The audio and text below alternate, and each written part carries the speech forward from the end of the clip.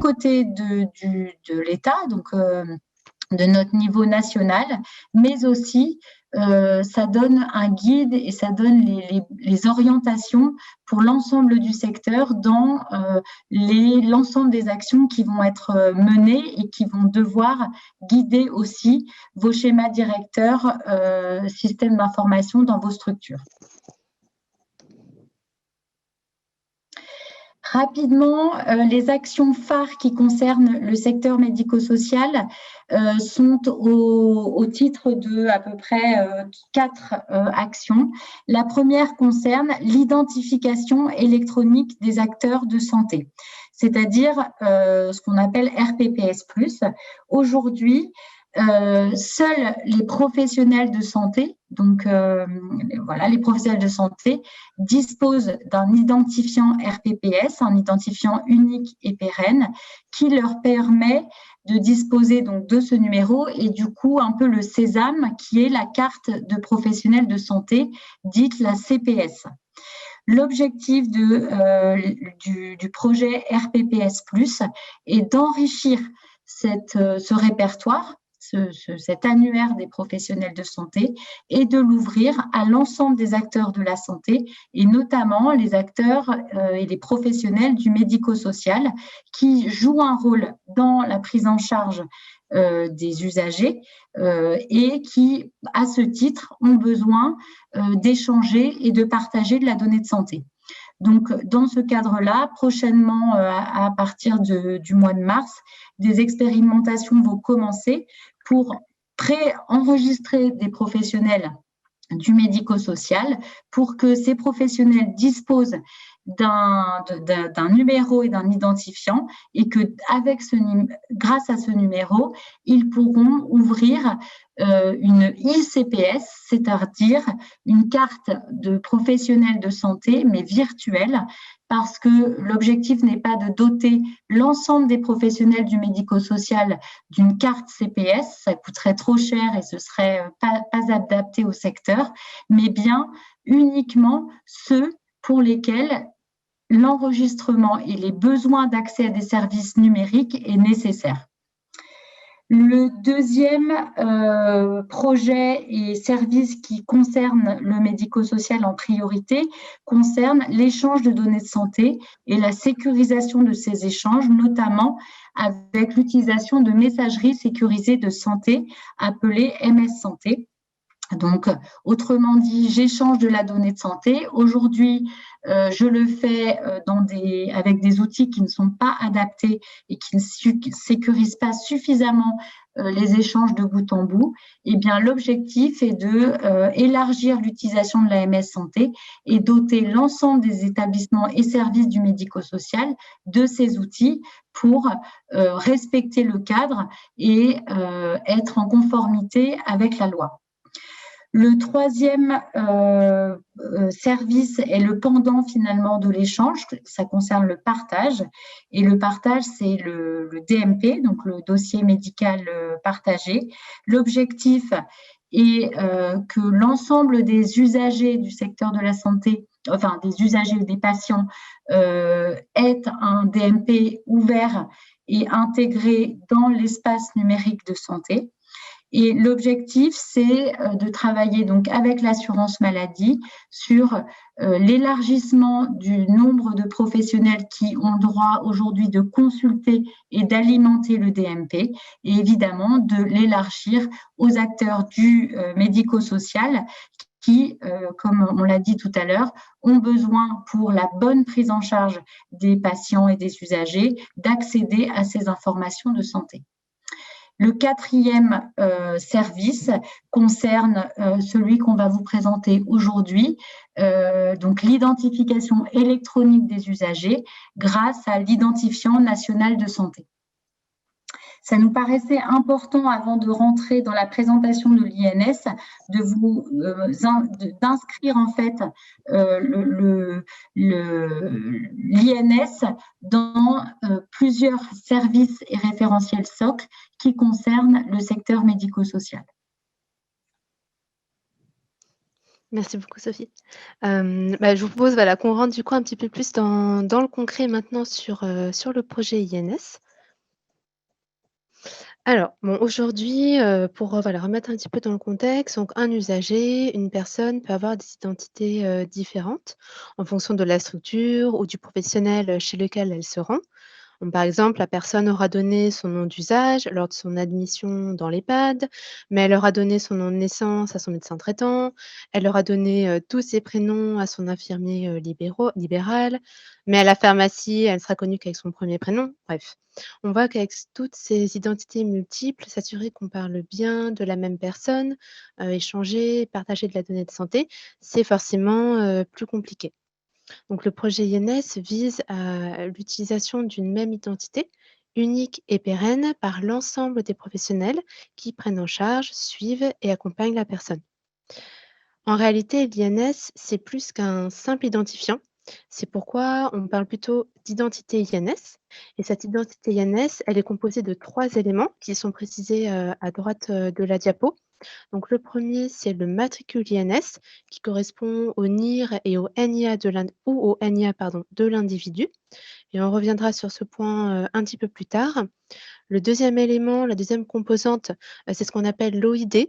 Ça, c'est un élément technique qui permet d'identifier si le matricule est un NIR ou un NIA. C'est pas forcément à retenir.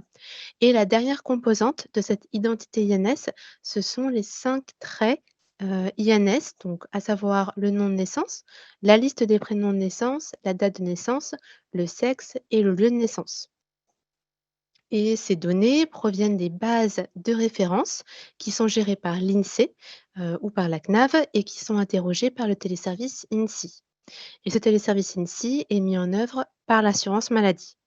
On aura l'occasion, bien sûr, de revenir un peu plus en détail sur ces différents points tout au long de la présentation. Et bien entendu, la date importante à retenir, hein, c'est que depuis le 1er janvier, 2021, toutes les données de santé doivent être référencées avec l'identité INS. Alors, disposer d'un identifiant unique et pérenne, partagé par tous, ça répond à 2 objectifs majeurs.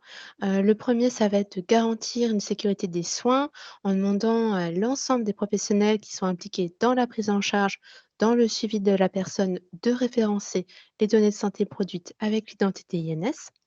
Et le deuxième enjeu, ça va être, de faciliter l'échange et le partage de données de santé. Voilà, ce qui est particulièrement important dans le cadre de parcours de soins complexes ou de situations, voilà, de crise sanitaire comme celle que l'on vit actuellement.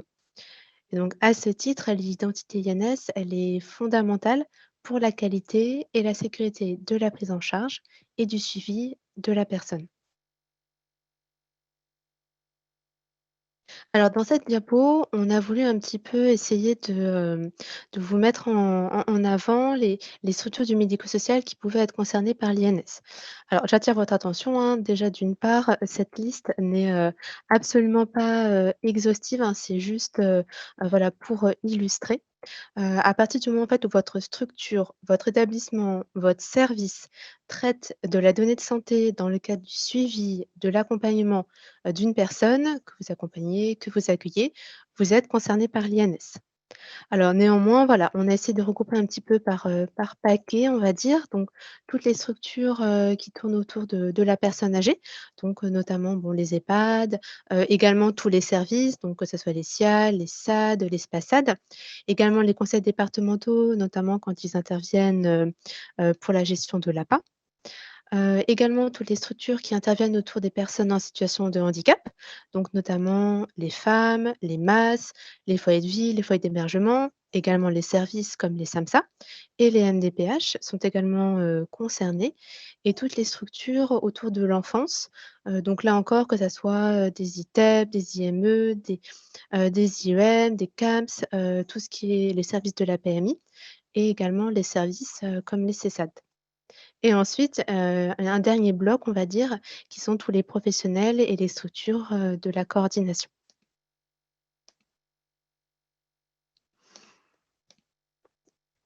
Donc on l'a vu, hein, disposer d'une identité, nationale unique pour, chaque personne, ça permet de sécuriser, l'identification de la personne. Alors on peut se poser la question de pourquoi cette identification, elle est importante, en particulier pour vous qui connaissez, très bien les personnes que vous accueillez, que vous accompagnez au quotidien. Donc, on a essayé de vous mettre sur cette diapositive quelques exemples d'erreurs qu'une bonne identification permettrait d'éviter. Donc d'une part, ça permet d'éviter des erreurs sur l'identité. Donc par exemple, lorsque vous avez des homonymes, lorsque vous accueillez un couple, par exemple en EHPAD et que le nom est le même, bah, il peut y avoir confusion, surtout si vous avez des professionnels, intérimaires, ou qu'un laboratin, vient dans votre structure pour faire une prise de sang, mais pique, le mari à la place de la femme, par exemple. Ou également parce que la personne décline une identité qui n'est pas la sienne, parce que trouble d'Alzheimer, ou autres troubles cognitifs. Ça permet également d'éviter des erreurs, qui peuvent être liées à la lors de la dis enfin, qui peuvent intervenir lors de la distribution, des repas avec, le repas qui est donné, à la mauvaise personne, avec donc des risques, bah, liés aux allergies alimentaires, au type de texture qui est servi. Également toutes les erreurs qui sont liées à des erreurs, médicamenteuses et également des erreurs qui sont liées à la prise en charge, si la personne doit se rendre, à l'hôpital ou voilà, il y a une intervention extérieure de laboratoire, d'un laboratoire, d'un ambulancier. D'avoir une bonne identification, ça peut permettre d'éviter, bah, que la mauvaise personne soit emmenée, ou que le prélèvement, comme je vous le disais tout à l'heure, soit effectué sur la mauvaise personne. Voilà. Ce sont quelques exemples, voilà, pour vous illustrer, l'importance de bien identifier, les usagers. Alors, je vous en parlais tout à l'heure, donc dans l'identité INS, le premier élément, c'est le matricule INS. Donc la loi consacre le NIR comme matricule INS ou à défaut le NIA, qui est le numéro identifiant attente pour les personnes en cours d'immatriculation. Le NIR, c'est le numéro d'inscription au répertoire des personnes physiques qui est géré par l'INSEE. C'est le numéro qui est attribué à la naissance lorsque l'on est en France ou c'est le numéro que l'on attribue aux personnes étrangères lorsqu'elles viennent travailler en France, par exemple, et qu'elles sont immatriculées auprès des services de la sécurité sociale. Et les étrangers, le temps de leur immatriculation, sont dotés d'un numéro, qui est ce fameux NIA ou numéro identifiant attente, et ce NIA se transformera en NIR le temps que toutes les procédures d'immatriculation soient finalisées. Donc vous l'aurez compris, l'immense majorité des usagers, des personnes disposeront d'un matricule INS et donc d'une identité INS. Seule une minorité d'entre eux, donc les étrangers de passage, donc des touristes par exemple, des touristes étrangers, voilà, qui seraient de passage en France, bah, eux ne disposeront pas d'une identité INS. Mais dans ce cas, bien entendu, l'absence d'identité INS, ce n'est pas bloquant pour, la prise en charge, de la personne. Un petit point de vigilance à avoir en tête, le matricule INS, le NIR ou le NIA peut être, différent du numéro de sécurité sociale qui est utilisé pour le remboursement des soins. Alors dans le cas où l'usager est lui-même l'assuré, l'ouvrant droit, dans ce cas-là, le matricule INS, NIR ou NIA sera identique au numéro que vous allez, utiliser pour le remboursement des soins. Mais en revanche, dans le cas où l'usager n'est pas l'assuré, c'est un petit peu plus compliqué. Si on prend le cas d'un enfant, donc l'enfant est assuré par l'un de ses parents. Le numéro de sécurité sociale qu'il utilise pour le remboursement des soins, c'est celui de son parent. Mais en revanche, son matricule INS, c'est bien son IR ou son NIA.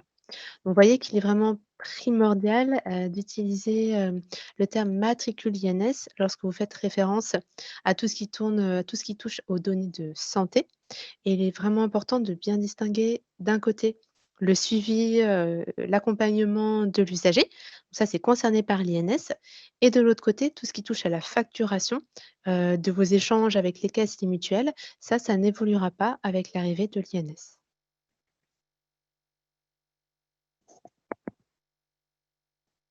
Alors, pour pouvoir, utiliser l'identité INS, donc il faut faire partie de ce qu'on appelle le cercle de confiance.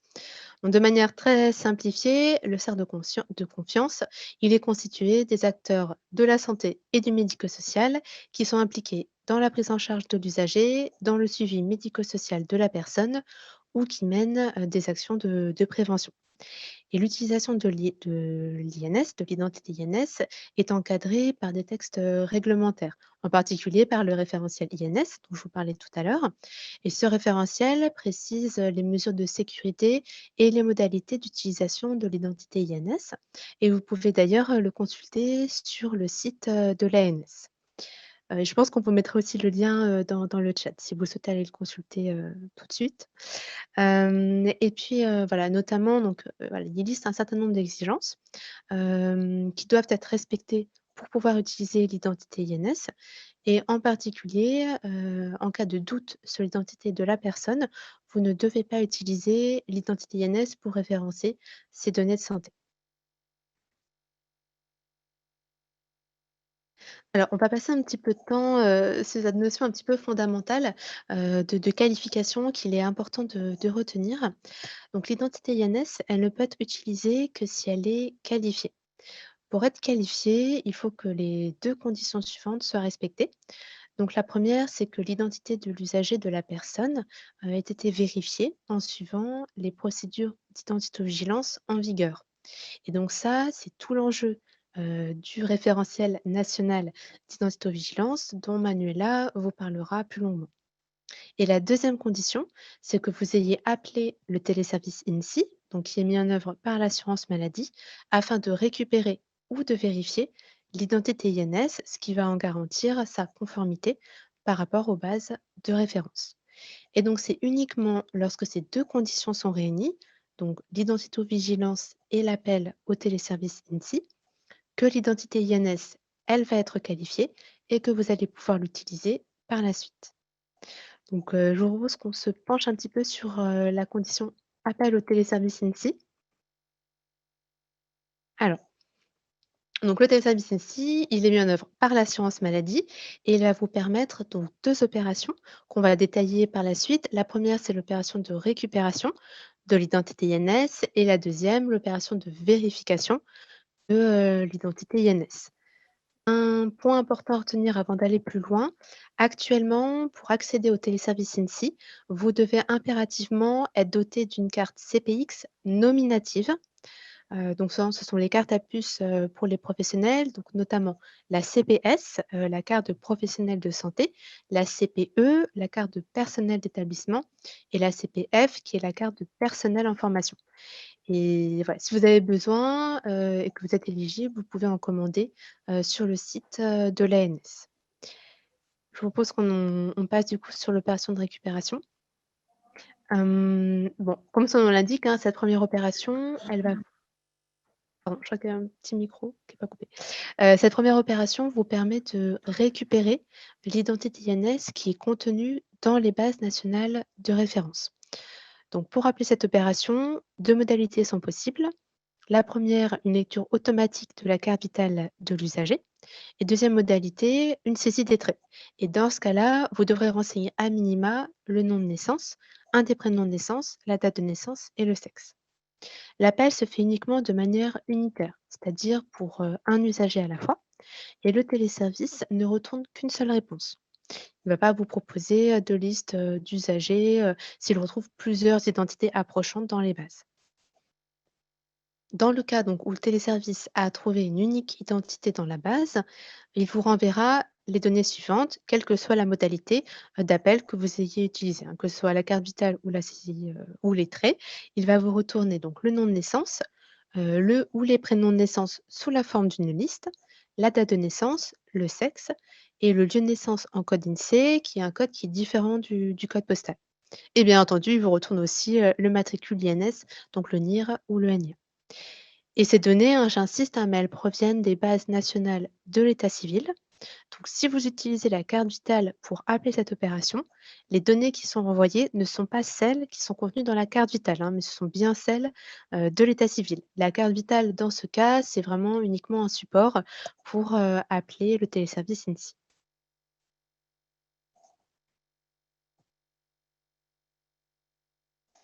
Sur la deuxième opération, donc qui est l'opération de vérification.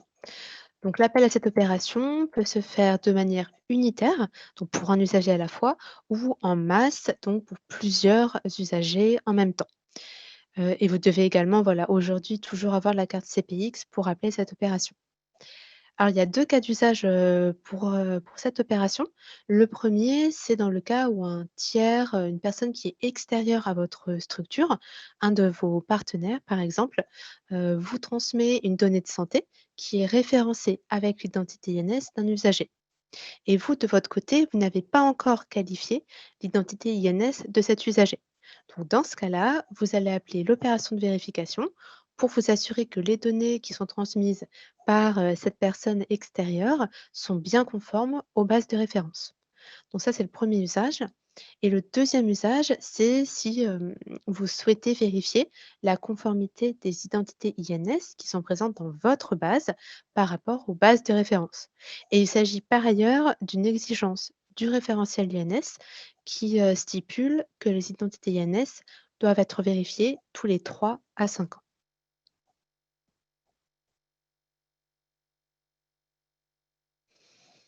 Donc, alors, pour pouvoir récupérer, hein, les identités INS, on l'a vu, vous devez appeler l'opération de récupération du téléservice INSI. Cette opération, elle doit être appelée depuis votre logiciel qu'on appelle le logiciel maître des identités. Donc, le logiciel maître des identités, c'est le logiciel dans lequel vous créez et vous modifiez vos identités, les identités de vos usagers. Si vous avez un seul logiciel, c'est nécessairement votre logiciel maître. Si vous avez plusieurs logiciels, c'est le logiciel principal dans lequel vous créez les identités et qui les diffuse ensuite à vos autres logiciels. Donc ça peut être par exemple votre logiciel administratif, hein, qui peut être votre logiciel maître, ou alors ça peut être également votre DUI, votre dossier usager, si les logiciels sont différents. Donc ça, c'est vraiment dépendant de votre organisation, mais il faut vraiment que vous ayez un seul et unique logiciel qui soit maître des identités dans votre structure. Et c'est important d'identifier quel est votre logiciel maître des identités, puisque c'est ce logiciel qui va devoir évoluer en priorité pour vous permettre de récupérer les identités INS. Bien entendu, si vous disposez de plusieurs logiciels dans votre structure, hein, que vous utilisez pour le suivi, pour l'accompagnement de la personne, ces logiciels vont également devoir évoluer pour vous permettre de gérer l'identité INS, mais la récupération des identités INS ne se fera que dans le logiciel maître. Si pour une raison ou une autre, vous souhaitez changer de logiciel maître avec l'arrivée de l'INS, parce que vous vous dites que ça serait plus simple, que ça soit tel logiciel, qui soit le logiciel maître. C'est tout à fait, possible, hein, mais il faut bien que vous ayez conscience des impacts que cela, pourra avoir. Donc, par exemple, de modifier, enfin de réorganiser, vos processus de création, de modification des identités, de déployer la nouvelle solution, sur de nouveaux postes, et cetera, et cetera. Et pour terminer, je crois, cette partie, bon, on vient de le voir, hein, donc les éditeurs jouent bien entendu un rôle important dans le projet INS. De notre côté, on mène de nombreuses actions auprès des éditeurs pour s'assurer qu'ils puissent vous proposer, le plus rapidement possible une solution qui soit compatible INS, et qui respecte la réglementation. Donc notre accompagnement auprès des éditeurs, il porte plus particulièrement sur le référentiel INS et sur la bonne implémentation de l'INS dans les logiciels. Vous avez également d'autres acteurs, donc par exemple le GIE Sésame Vital, qui eux vont aider les éditeurs pour la partie qu'on appelle intégration du téléservice INSI, donc pour développer l'appel au téléservice INSI. Et vous avez également le CNDA, c'est un autre acteur national dans le projet, qui lui se charge d'accompagner les éditeurs dans la procédure d'autorisation CNDA. En fait, le CNDA, c'est, le Centre national de dépôt et d'agrément. C'est un service de l'assurance maladie qui délivre, les autorisations aux éditeurs afin qu'ils puissent utiliser les téléservices de l'assurance maladie, dont le téléservice, INSI.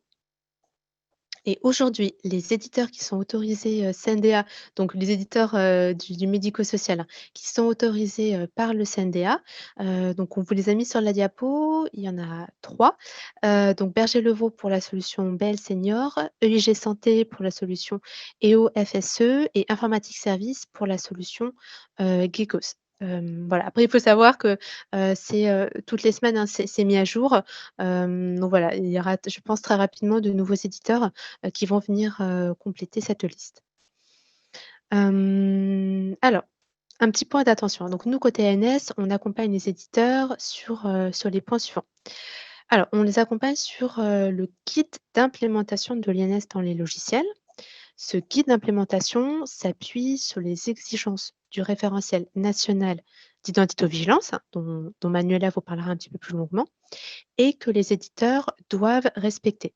Vos éditeurs vont devoir faire évoluer leur logiciel pour vous permettre de gérer l'identité INS, donc notamment les 5 traits d'identité que je vous mentionnais tout à l'heure. Et un petit point du coup d'attention, hein, même si votre éditeur est autorisé par le CNDA, ça ne signifie pas nécessairement qu'il soit conforme à ce fameux guide d'implémentation. C'est vraiment 2 choses, séparées. L'autorisation du CNDA, elle ne porte pas sur le guide, d'implémentation. Elle ne porte que sur le fait que votre éditeur peut appeler le téléservice INSI. Donc ça, c'est voilà la 1re chose qu'on mène auprès des éditeurs. Deuxièmement, bah, on réalise un petit peu sur le même modèle qu'aujourd'hui des webinaires à destination des éditeurs. On les accompagne également de manière vraiment proactive en réalisant des entretiens, bilatéraux avec ces derniers. On a également lancé, il y a quelque temps une enquête, donc conjointement avec, le ministère, l'assurance maladie et le GIE Sésame Vital auprès de l'ensemble des éditeurs pour que ces derniers nous communiquent leur calendrier de développement et de déploiement de la solution compatible INSI. Alors les premiers résultats ont été publiés, ils sont accessibles sur le site du GIE Sésame Vital. On vous mettra le lien, dans le chat et vous pourrez également accéder, pareil sur le site du GIE Sésame Vital, aux éditeurs qui sont autorisés, enfin la liste pardon des éditeurs qui sont autorisés par, le CNDA et ces 2 listes, donc l'enquête, enfin les résultats de l'enquête et les éditeurs autorisés par le CNDA sont mis à jour, régulièrement, très régulièrement même. Et puis enfin, on répond aux différentes questions, voilà, qu'on peut recevoir de la part des éditeurs. Et pour terminer cette partie, parce que je vois qu'il y a pas mal de questions, donc juste pour vous informer, le référentiel INS, le référentiel national d'identité-vigilance et le guide d'implémentation, ces 3 documents seront rendus opposables courant, T1 2021 et un dispositif pour s'assurer de la conformité des logiciels à ces référentiels est en cours de construction et sera mis en place au cours du second semestre, 2021. Manuela? Oui, vous m'entendez? Oui, Donc, oui. rebonjour à tout le monde. Comme vous le disiez tout à l'heure, Margot, pour pouvoir être utilisé dans son entier, l'identité INS, c'est-à-dire les traits plus le matricule, doit être qualifiée. Et pour être qualifiée, ça répond à 2 conditions inclusives. Donc, la première, l'identité a été récupérée ou vérifiée par le téléservice. Margot vous en a parlé. Et moi, je vais vous parler de la seconde condition. L'identité de l'usager doit avoir été vérifiée par le biais de procédures d'identito-vigilance. Au début des premiers travaux avec les établissements pilotes que menait l'ANS, il est remonté très vite du terrain que finalement, il n'y avait pas beaucoup de textes sur l'identito-vigilance. Il y avait une petite instruction ministérielle opposable aux établissements de santé uniquement, et que les pratiques étaient très différentes entre régions, voire même au sein d'une même région en fonction des établissements. Et là, je ne vous parle que des établissements de santé, puisque c'était quasiment les seuls à être soumis à des contraintes d'identito-vigilance. Parallèlement, les éditeurs faisaient remonter à l'ANS le fait qu'ils n'avaient pas de consignes, de préconisations sur les évolutions à apporter à leurs outils pour bien implémenter l'identité INS. Et afin de répondre à ces 2 problématiques, 2 documents ont été rédigés en parallèle finalement, hein, et pour qu'ils soient cohérents, le référentiel national d'identito-vigilance et le guide d'implémentation de l'identité INS dans les logiciels. Diapo suivante. Donc, le référentiel national d'identito-vigilance, c'est un document, enfin c'est plusieurs volets, donc plusieurs documents, qui seront opposables à tous, y compris les éditeurs et les usagers, et qui définit les bonnes pratiques en termes d'identification des usagers.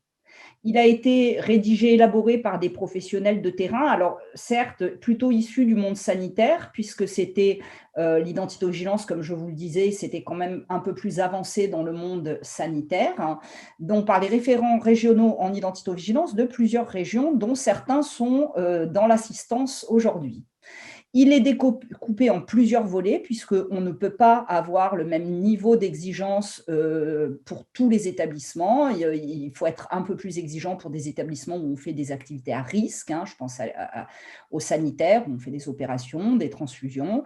Et il faut avoir des exigences raisonnables pour sécuriser l'identité de l'usager, mais qui soient cohérentes, opérationnelles, pragmatiques et à mettre en œuvre sur le terrain pour tout le monde. Et c'est pour ça qu'il y a un volet spécifique pour le monde médico-social. Il y a un volet socle qui est commun et le monde médico-social bénéficie d'un volet spécifique. Les deux premiers volets, donc le volet socle et le volet établissement de santé, sont disponibles d'ores et déjà sur le site du ministère de la Santé, et les autres volets devraient être bientôt disponibles et rendus opposables par un arrêté ministériel qu'on attend dans le mois qui vient ou les 2 mois qui viennent, quelque chose comme ça. Diapo suivante.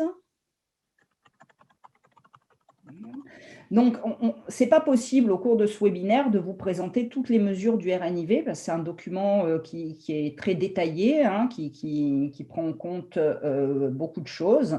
Donc là, on a juste choisi de vous présenter les mesures phares d'identification primaire, c'est-à-dire la recherche, la création d'une identité dans un système d'information, et celles qui concernent particulièrement l'identité INS.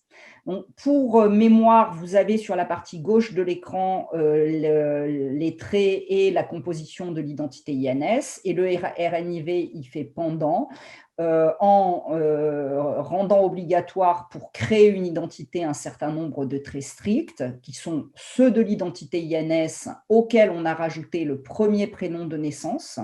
Hein, donc, je les rappelle, le nom de naissance, la liste des prénoms de naissance, le premier prénom de naissance qui s'y rajoute, la date de naissance, le sexe et le lieu de naissance en code INSEE. Dès qu'on a pu appeler le téléservice et récupérer l'identité INS de l'usager, se rajoute à ces traits obligatoires le matricule INS. Le RNIV précise également que le nom utilisé, que vous connaissez probablement sous le terme de nom d'usage, et le prénom utilisé, qui pour l'état civil s'appelle le prénom usuel, doivent obligatoirement être recueillis dans des champs spécifiques du système d'information. Donc, votre éditeur doit vous proposer des champs spécifiques. S'ils sont différents, ces traits, du nom de naissance ou, pour le prénom utilisé, du premier prénom de naissance. Diapo suivante. Le RNIV, alors là, c'est la diapo la plus complexe, hein, mais n'ayez pas peur, c'est très logique, prévoit également l'attribution de niveaux de confiance à une identité. Et ces niveaux de confiance, ça s'appelle des statuts. En établissement sanitaire, il existait déjà 2 statuts, identité provisoire et identité validée, mais qui ne suffisaient pas parce qu'ils ne renseignaient pas sur la présence ou non d'une identité INS. Il y a donc maintenant 4 statuts dont l'utilisation est obligatoire pour tous les établissements et tous les professionnels. Le statut identité provisoire, qui est le statut de plus bas niveau de confiance, qui correspond à une identité qui a été créée par saisie locale et dont la cohérence n'a pas été contrôlée par rapport à un document d'identité de haut niveau de confiance. Le statut de niveau supérieur, c'est le statut identité validée. C'est une identité qui a été saisie localement, mais dont on a contrôlé la cohérence lors de la présentation d'une pièce d'identité par l'usager. Mais ces 2 identités, donc ces 2 statuts, correspondent à des identités qui ont été saisies localement. Le statut identité récupéré, c'est un statut qui correspond à une identité qui n'a pas été saisie localement, qui a été récupérée par appel au téléservice, donc l'identité nationale de santé qui vient de la base officielle d'état civil, mais dont la cohérence n'a pas été contrôlée par rapport à une pièce d'identité à haut niveau de confiance présentée par l'usager. Et enfin, le statut de plus haut niveau de confiance, le statut qu'il faut atteindre pour toutes nos identités, si on veut, enfin les identités des usagers, si on veut les partager en toute sécurité, c'est le statut identité qualifiée. C'est une identité qui répond aux deux conditions, donc récupérée par appel au téléservice et vérifiée par rapport à une pièce d'identité de haut niveau de confiance. Ce qui est important de retenir, mais Margot l'avait déjà un petit peu dit et Bernard Tabuteau l'avait redit dans le chat, c'est que seul le statut identité qualifiée permet la transmission du matricule INS et de son identifiant technique, l'OID, à d'autres professionnels. Et quand je parle de transmission, c'est la transmission informatique, certes, mais aussi l'impression sur un document.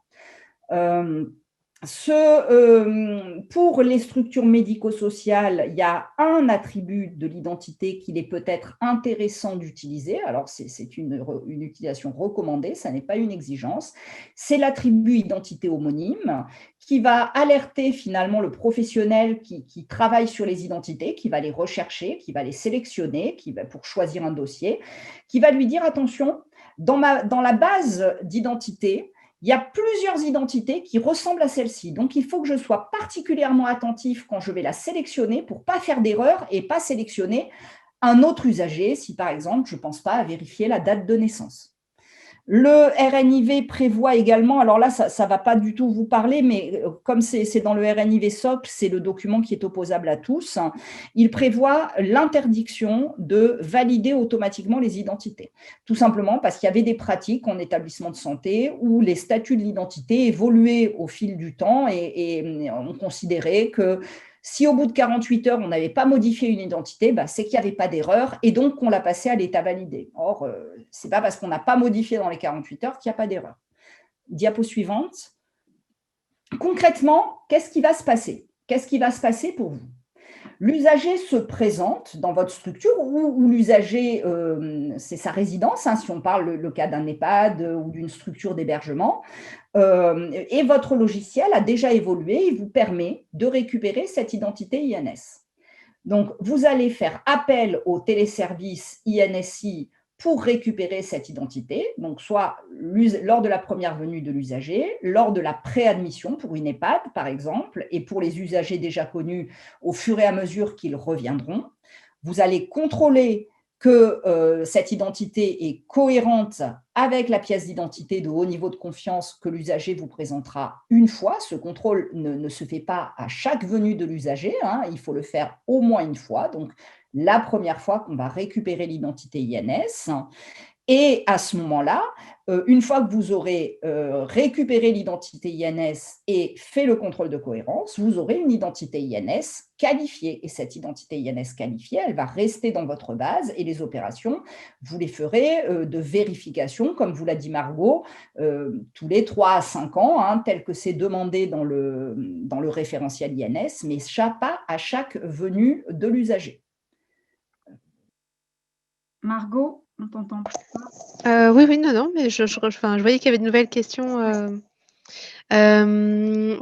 Oui, juste dans cette dernière partie, du coup, l'idée, c'est de voir avec vous, même si votre éditeur n'est pas encore prêt, c'est de voir avec vous les actions que vous pouvez mener dès à présent.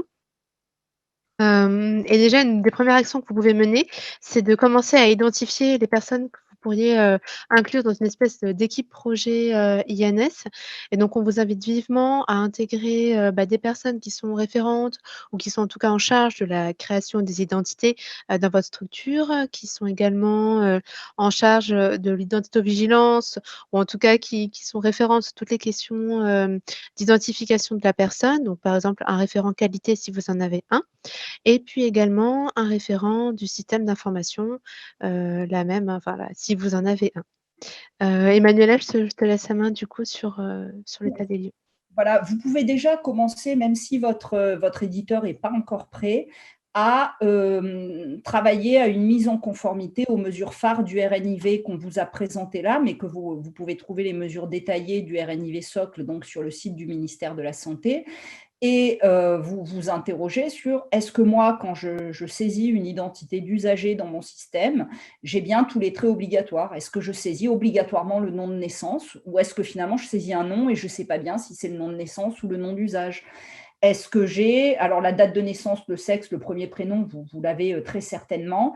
Par contre, peut-être que ce qu'il vous manque, parce que c'est pas toujours saisi, c'est le, lieu de naissance. Alors vous avez peut-être pas, la case pour l'instant qui vous permet de mettre le code INSEE du lieu de naissance, mais vous avez sûrement un champ qui vous permet de mettre à minima la ville qui serait déjà, heu,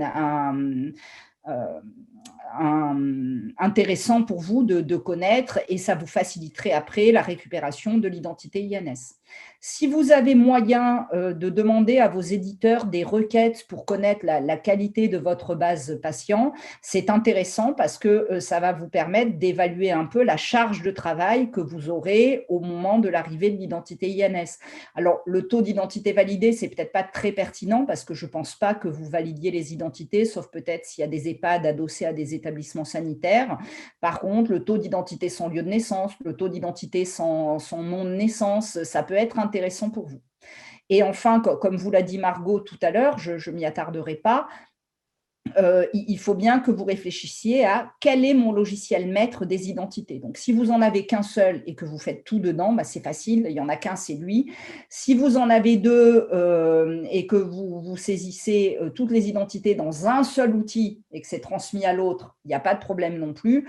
Par contre, si vous saisissez des identités soit dans un outil, soit dans l'autre outil, en fonction des organisations, là, il y a une réflexion à avoir de votre côté en termes d'organisation et de dire, bon, ben, maintenant, il faut que j'ai qu'un seul outil qui saisisse les identités, lequel je choisis. Il y a un questionnaire d'auto-évaluation qui va prochainement, je pense que tu ne l'as pas encore mis en ligne, Margot. Non, il n'est pas encore en ligne, ouais. Il va arriver, qui a été réalisé, qui a été adapté en fait à partir d'un questionnaire qui avait été produit pour les établissements de santé, qui sera à votre disposition sur le site de l'ANS, alors qui est assez détaillé, hein, mais l'idée c'était dans ce questionnaire de pouvoir vous proposer un plan d'action, on va dire tout fait et très détaillé, que vous n'ayez plus qu'à suivre les étapes. Et en répondant aux questions des premiers onglets, votre plan d'action s'alimente et vous êtes guidé dans les actions à réaliser pour vous mettre en conformité avec l'identité INS et avec le référentiel national d'identito-vigilance. Je pense que je te relaisse la main, Margot. Ouais, c'est ça. Ouais. Oui, alors bon, juste voilà, pour revenir un petit peu plus en détail, on va dire, sur les actions, voilà, une fois que vous avez passé cette étape de cadrage, d'état des lieux, on a identifié donc plusieurs actions que vous pouvez mener, qu'on a réparties en différentes catégories. Donc dans la partie organisation et identito-vigilance, donc là, ce que vous allez pouvoir faire, la première action, ça va être de sécuriser l'identification des usagers en appliquant les règles minimales d'identito-vigilance. Donc là, bien entendu, on fait référence au RNIV. D'identifier, si ce n'est pas déjà fait, une ou plusieurs personnes qui vont pouvoir être référentes dans votre structure de toutes les questions qui sont liées à l'identification de la personne. Également, ce qu'on met derrière cette action, ça va être de formaliser, de mettre à jour vos documents relatifs à l'identification de l'usager. Donc, par exemple, votre politique d'identification, vos procédures d'accueil, création d'identité, procédure de signalement des événements indésirables, dont ceux liés à l'identification, etc., etc.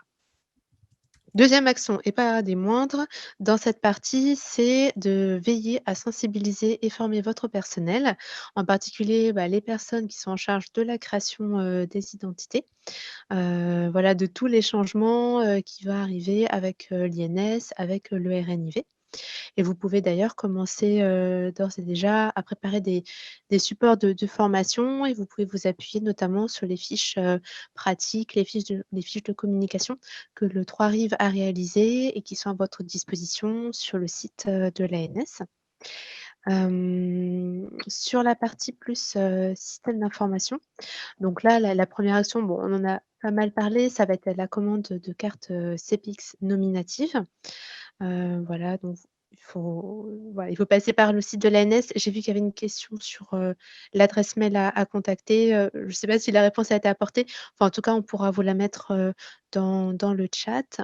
N'hésitez pas aussi, si vous avez des difficultés sur ce point, donc pour tout ce qui est commande de cartes CPX, à nous mettre aussi dans la boucle pour qu'on puisse vous aider voilà, et faire avancer les démarches si besoin.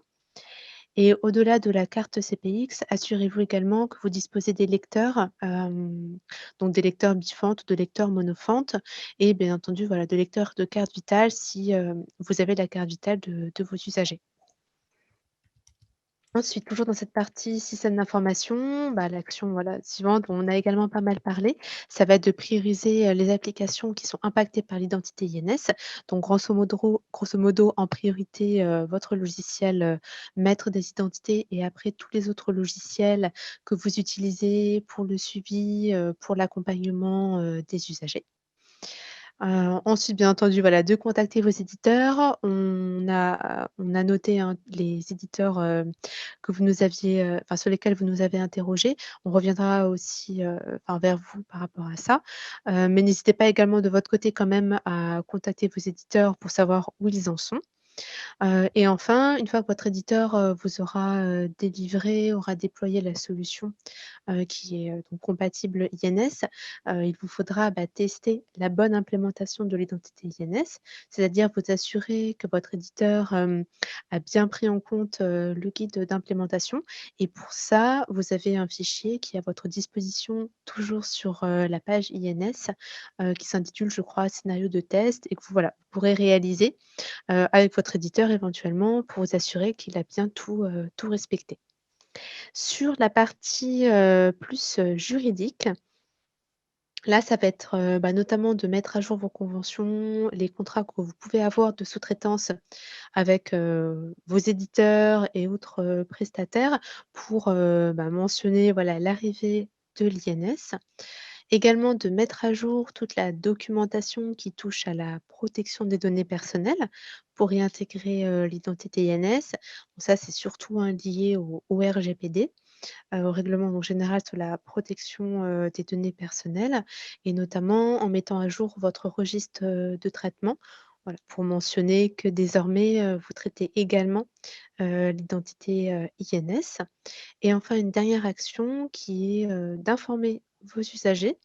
Les usagers, les personnes ne peuvent pas s'opposer à ce que vous récupériez leur identité INS, mais par contre, vous avez, l'obligation de les informer, voilà, des informer que vous récupérez, leur identité INS.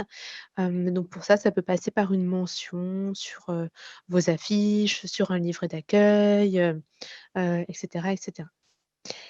Et puis enfin, on vous invite, vivement à vous rapprocher aussi de vos interlocuteurs en région, donc ARS, CRAD, pour savoir un petit peu les mesures, qui sont prévues par votre région pour accompagner le déploiement, de l'INS et vous trouverez également sur, la page INS, une liste de référents régionaux d'identito-vigilance, qui sont à votre disposition, pour, si vous avez des questions sur, le RNIV, mais également sur l'INS, au sens un peu plus large. Voilà, donc vous trouverez, leurs adresses mail dans le fichier qui est sur le site de l'ANS.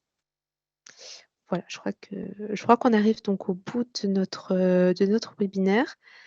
Je tiens à remercier Manuela pour sa contribution et Bernard également qui était parmi nous de la Nouvelle-Aquitaine et donc merci au réseau des référents Identito pour votre participation active. Au revoir à tout le monde. Au revoir. Merci, au revoir.